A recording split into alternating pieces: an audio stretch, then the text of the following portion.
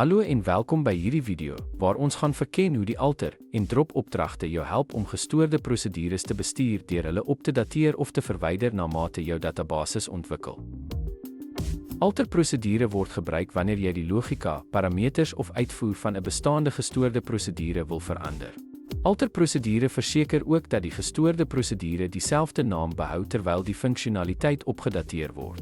'n Voorbeeld van die gebruik van alter prosedure is: alter prosedure get student byte as beginsel het it, name from students, end. Drop prosedure word gebruik om 'n gestoorde prosedure permanent te verwyder wanneer dit nie meer nodig is nie. Na die gebruik van drop prosedure moet die prosedure weer geskep word voordat dit weer gebruik kan word. 'n Voorbeeld van die gebruik van drop prosedure is: drop prosedure get student byte. Ten slotte, onthou dat die alter opdrag jou toelaat om 'n bestaande gestoorde prosedure by te werk sonder om die naam daarvan te verander, terwyl die drop opdrag dit heeltemal verwyder wanneer dit nie meer nodig is nie. Saam verseker hierdie opdragte behoorlike instandhouding, beheer en organisasie van jou server gestoorde prosedures.